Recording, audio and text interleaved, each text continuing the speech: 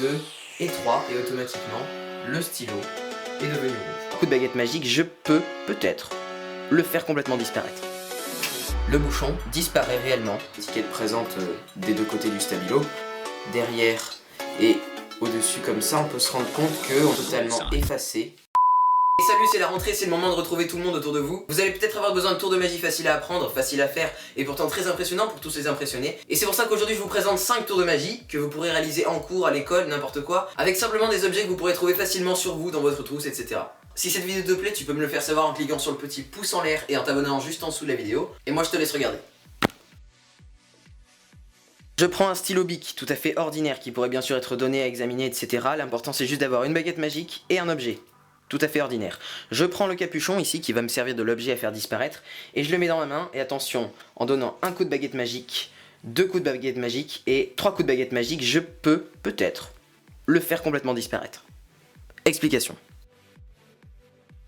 Donc pour ce tour de magie, l'avantage d'un stylo, c'est que vous pouvez avoir facilement une baguette et un objet facile à manipuler, soit un capuchon. Mais vous pouvez bien sûr prendre un crayon de papier et une pièce, une vraie baguette magique et une pièce, une vraie baguette magique et un caillou. Ce tour peut se faire vraiment n'importe où, mais là l'important était de trouver un tour de magie à faire en cours, donc vous pourrez utiliser un stylo. Pour ceci, vous prenez le capuchon et vous le mettez dans votre main comme ceci, au niveau de la moitié de vos doigts, ou soit comme ceci au bout de la pomme. C'est comme vous voulez, c'est en fonction de la position où vous êtes le plus à l'aise. Donc votre stylo, vous allez le tenir dans cette position là, ce sera votre baguette magique pour ce tour de magie. Une fois que vous tenez les deux objets dans ces positions là, vous allez tout simplement donner un coup, 2 coups et 3 coups de baguette magique, et au 3e coup vous allez devoir faire une manipulation qui est assez délicate, qui demandera sûrement un petit peu d'entraînement, qui consiste tout simplement à jeter le capuchon comme ceci dans votre main.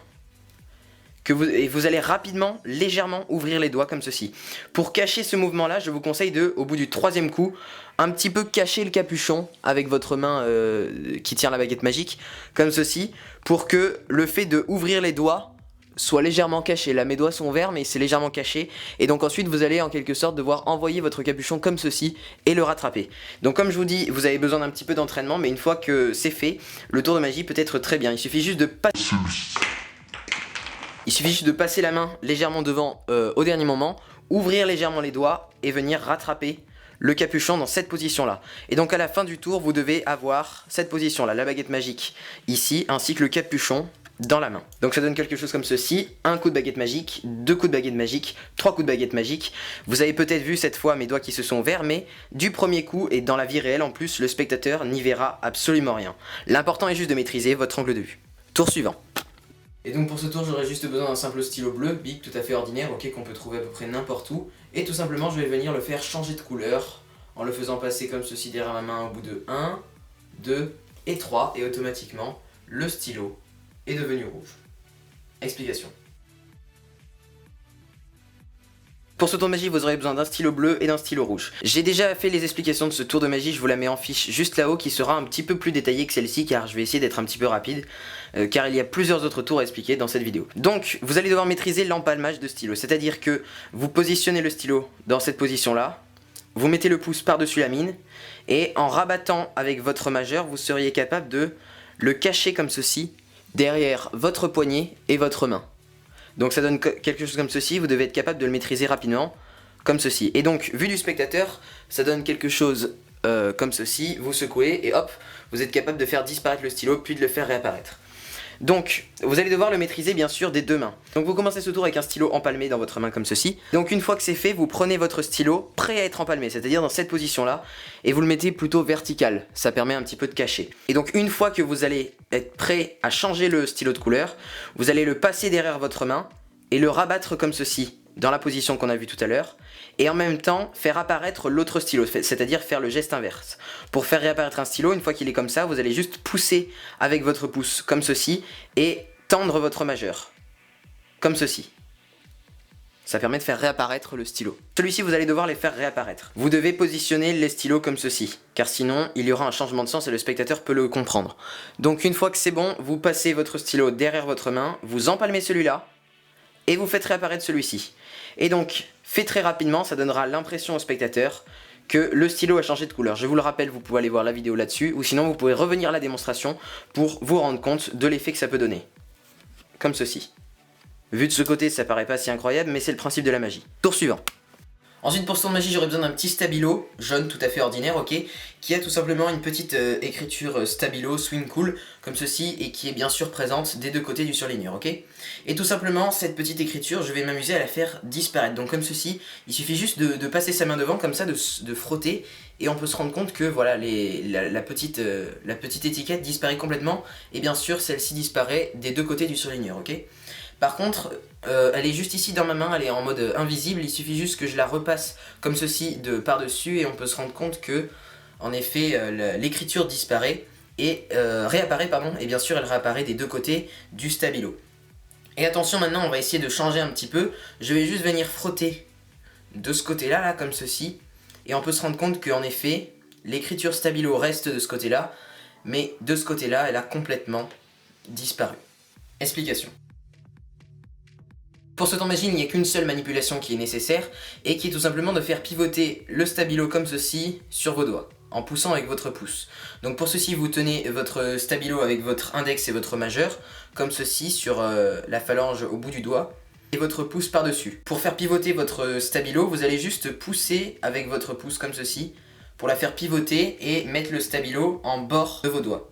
Comme ceci, pour le faire pivoter d'un côté ou de l'autre. Et donc tout simplement, vous allez commencer avec l'étiquette dessus, et vous allez faire croire au spectateur qu'il y a une étiquette des deux côtés, en faisant cette manipulation tout simplement, en retournant le stabilo, vous faites croire au spectateur que vous faites cette manipulation, sauf qu'en réalité, pendant ce mouvement-là, de pivoter la main, vous allez également faire pivoter le stabilo comme ceci dans vos doigts. Et donc ça donne quelque chose comme ceci, au ralenti, on fait pivoter le stabilo, et on donne l'impression au spectateur que l'écriture stabilo est également présente de l'autre côté.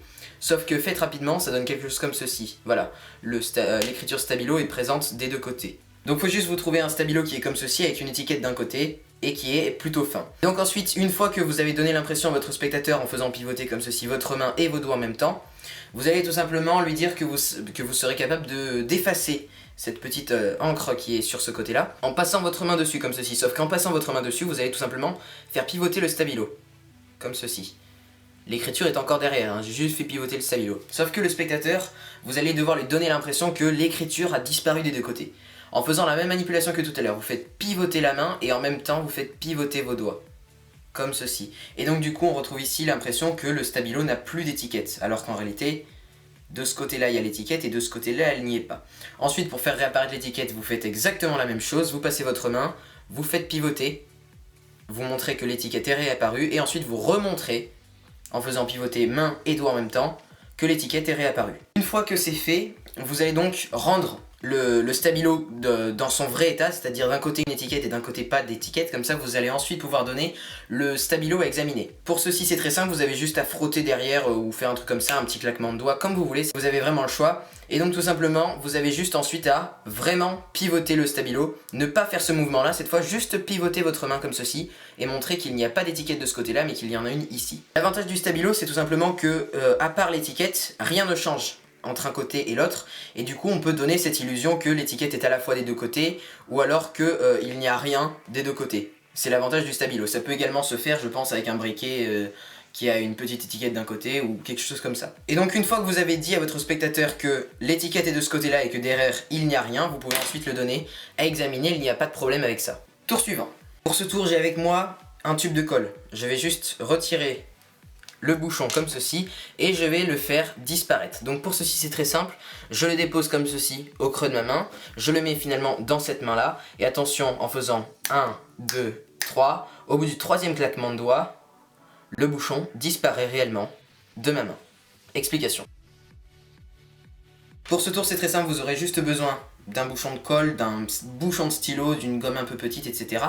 Et tout simplement vous allez devoir maîtriser l'empalmage. L'empalmage c'est une technique qui est très connue en magie, qui consiste tout simplement à mettre un objet au creux de sa main comme ceci et le retenir avec les muscles de la main, comme ceci.